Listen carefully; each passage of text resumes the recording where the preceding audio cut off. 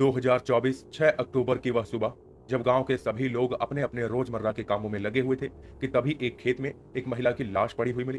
कपड़े अस्त व्यस्त थे, उसका चेहरा बुरी तरीके से बिगाड़ दिया गया था। इसीलिए यह एक रहस्यमयी घटना का मामला लग रहा था।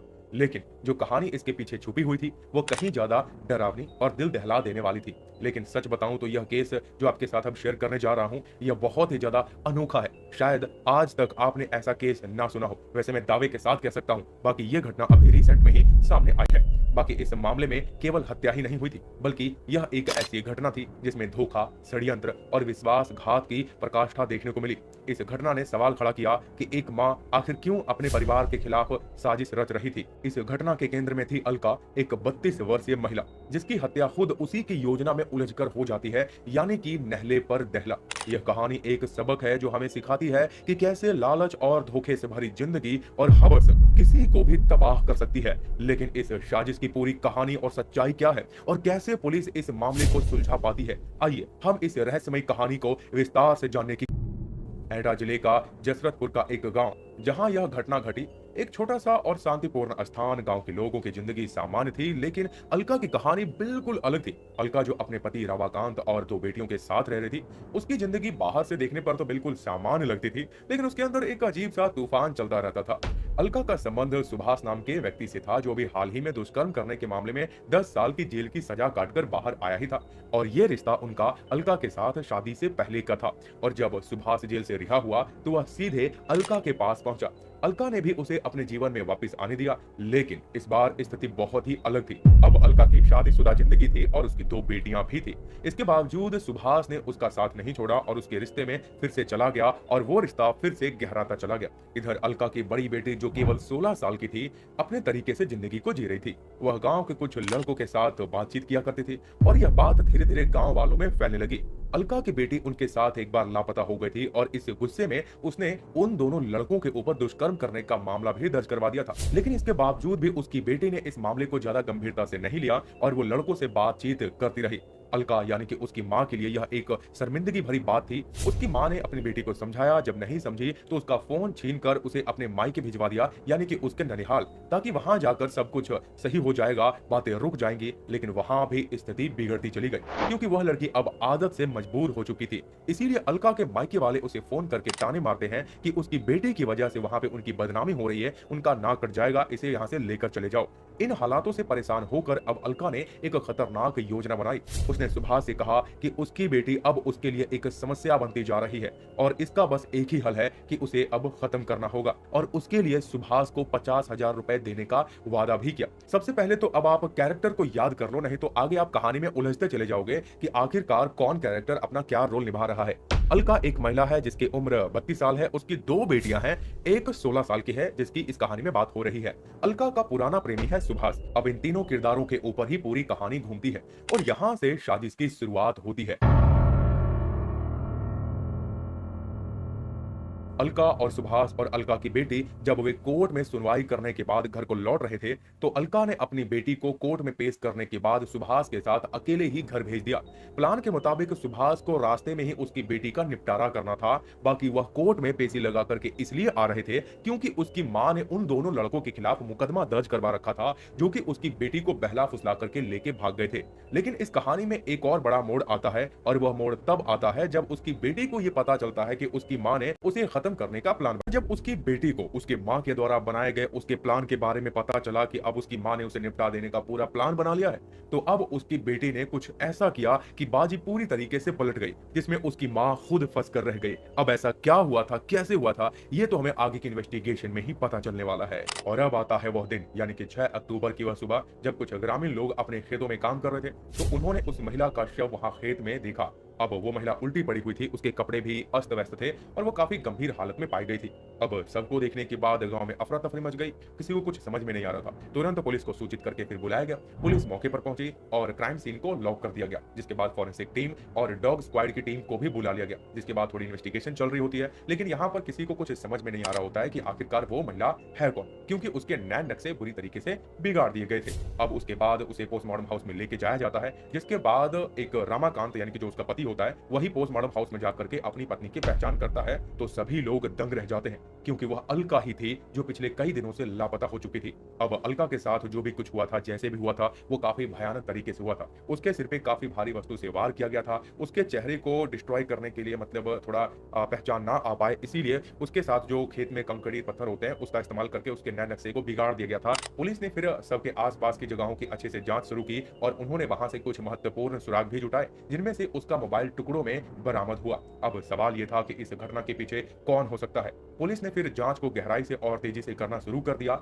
सबसे पहले अलका के परिवार वालों से पूछताछ की गई। उसके पति रामाकांत से बात की गई, जिसने बताया कि वह अलका के लापता होने की शिकायत पहले ही दर्ज करवा चुका था। अब पुलिस के सामने एक रहस्य था कि अलका के साथ ये सब किसने किया, क्यों किया और इसके पीछे की असल वजह थी क्या। ये कहानी किसी फिल्म से कम नहीं होती है, लेकिन इसकी हकीकत इससे कहीं ज्यादा खौफनाक होती है। दरअसल जब उसकी बेटी हदें पार करती जा रही थी, उसकी मां ने उसे समझाया भी था, लेकिन वो समझने को तैयार नहीं थी। अब ऐसा नहीं है कि यहाँ पर सिर्फ उसकी बेटी की ही गलती है, यहाँ पर उसकी मां की भी गलतियां काफी सामने आती हुई नजर आती हैं, क्योंकि उसकी मां के उल्टे सीधे अतरंगे रिश्ते सुभाष के साथ थे और यह बात उसकी बेटी को अच्छे से पता थी। और जब उसकी मां अपनी बेटी को समझाने के लिए बैठ जाती तो उसकी बेटी सामने से अपनी मां को जवाब देती कि मुझे पता है कि आपके रिश्ते किसके साथ हैं और आपस में दोनों आप क्या करते हैं, तो मैं जो कर रही हूँ वो गलत कैसे हो सकता है। अब जाहिर सी बात है, जो बेटी देखेगी वही तो सीखेगी और वही करेगी, जो कि अक्सर सुभाष मौका मिलने पर उसके घर पे आता और उसकी मां के साथ रंगरलियां मनाता और आराम से चला जाता,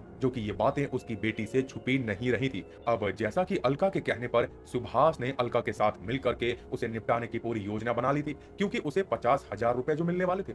इसीलिए अब 5 अक्टूबर को जब वो कोर्ट से पेशी करके लौट रहे थे तो अलका ने अपनी बेटी को सुभाष के साथ अकेले ही भेज दिया था। अब योजना के अनुसार सुभाष को रास्ते में ही उसकी बेटी का निपटारा करना था, लेकिन अभी तक उसकी बेटी को इसके बारे में कुछ भी नहीं पता था, वो बिल्कुल अनजान थी। लेकिन जब सुभाष ने अलका की बेटी को बताया कि उसकी मां ने उसे सुपारी दी है, यानी कि उसे 50,000 रुपए मिलने वाले हैं, तो यहीं से कहानी में एक नया मोड़ आ जाता है, क्योंकि अलका की बेटी अपनी मां से 4 कदम आगे निकल चुकी थी।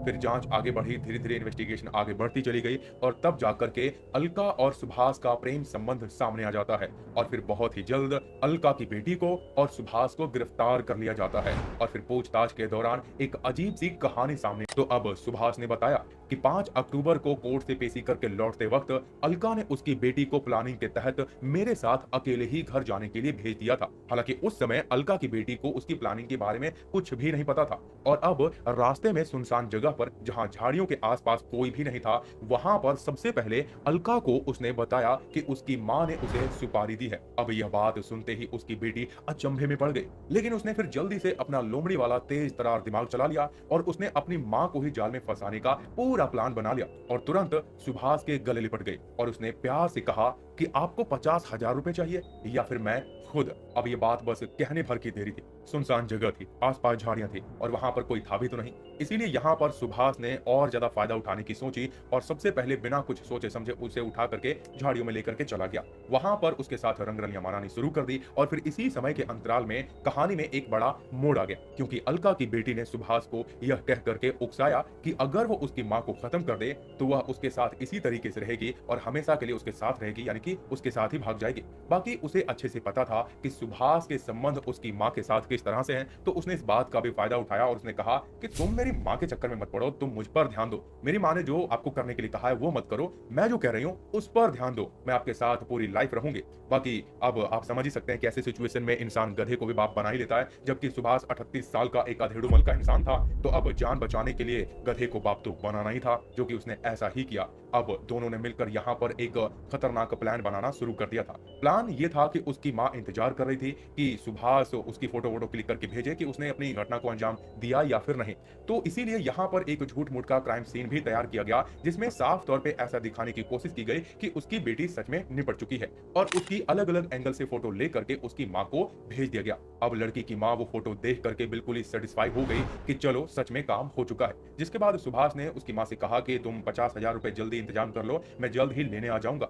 अब इधर वो दोनों आगरा भाग जाते हैं, क्योंकि सच में वो कांड तो हुआ नहीं था। वहां पर जाकर के कुछ समय तक रहते हैं, 2-3 दिन रहते हैं और इन्हीं 2-4 दिनों के अंतराल में सुभाष ने अलका से पैसे माँगने शुरू कर दिए कि 50,000 रुपए दो, जो डील हुई थी हमारे बीच। लेकिन इन दिनों के बीच उसकी माँ उसे 50,000 रुपए जुटा करके नहीं दे पाई थी और इसलिए गुस्से में आकर के सुभाष ने उसकी माँ को सारी सच्चाई बता दी कि मैंने तुम्हारी बेटी को नहीं मारा क्योंकि मुझे पता था कि तुम 50,000 रुपए देने से मुकर जाओगी। तो अब तुम अपनी बेटी को यहाँ से आकर के ले जाओ। बाकी उसके साथ भी उसके अतरंगे रिश्ते थे, तो इसीलिए वो उसे भी वहाँ पे मिलने के लिए बुला रहा था और कहा कि हम यहाँ पे मेला-वेला घूमेंगे और तुम अपनी बेटी को लेकर के भी चली जाना। और उसकी माँ अब उसके यहाँ जाने को तैयार भी हो गई। और अब 6 अक्टूबर की रात वो तीनों ही एक साथ मेला-वेला देख करके वापस घर को यानी कि गाँव को लौट रहे थे। काफ़ी रात हो चुकी थी। तो उसी समय मौका देख करके अलका की माँ ने सुभाष से हल्की आवाज़ में कहा कि अभी भी समय है। तुम मेरी बेटी को यहीं पर निपटा दो, काफ़ी रात भी हो चुकी है, कोई देखने वाला है भी नहीं, तो मैं तुम्हें तुम्हारे पैसे दे दूँगी। तुम ये काम कर दो। अब इतना सुनने के बाद थोड़ी देर बाद बातों ही बातों में अलका की बेटी को सुभाष उसकी माँ से आड़े लेकर के गया और उसकी बेटी से कहा कि तुम्हारी माँ ने मुझे फिर से तुम्हें ठिकाने लगाने के लिए भेजा है और अगर तुम्हें तुम्हारा वादा खुद से याद है कि तुम मेरे साथ इसी तरीके से रहोगी तो मैं अभी भी पूरी बाजी को पलट सकता हूँ। तो लड़की तो तैयार हो गई क्योंकि उसे भी अपनी जान बचानी थी और खुद वो अपनी माँ से पहले से परेशान होती ही आ रही थी और वो जाने चुकी थी कि भाई उसकी माँ उसे निपटाने के चक्कर में तो मैं ही बाजी मार लेती हूँ। तो इसीलिए वहां पर एक झूठ मूठ का फिर से क्राइम सीन तैयार किया गया। उसकी बेटी वहां पे जमीन पे लेट गई ताकि उसकी माँ को लगे कि हाँ काम हो चुका है। जिसके बाद सुभाष ने उसकी माँ को आवाज लगा करके बुला लिया कि आकर के देख लो, अब तुम्हारा काम हो चुका है। फिर उसकी माँ भागती हुई वहां पर गई, लेकिन वहां तो कुछ कहानी और ही थी। वहां जाते ही सुभाष ने उसकी माँ को दबोच लिया और अब उसकी बेटी भी उठ करके उसका साथ देने लगी और दोनों ने मिलकर अलका का वहीं पर खेल खत्म कर दिया और पहचान छिपाने के लिए उनके नैन नक्शे भी बिगाड़ दिए और वो वहां से भाग गए। हालांकि पकड़े जाने के बाद लड़की की उम्र को देखते हुए उसके ऊपर उस हिसाब से कार्रवाई होना शुरू हुई और सुभाष को जेल हो गई। तो अब आप लोग ही खुद बताइए कि यहाँ पर किसकी गलती थी, कौन क्या था, मुझे तो कुछ समझ ही नहीं आया। आप लोग मुझे प्लीज कमेंट करके बताइए। मतलब यहाँ पर हर किरदार अपने आप में ही अतरंगी रूप में बैठा हुआ था, जो कि 10 साल बाद सुभाष जेल से बाहर आया था, वो अब दोबारा से उम्र भर के लिए जेल चल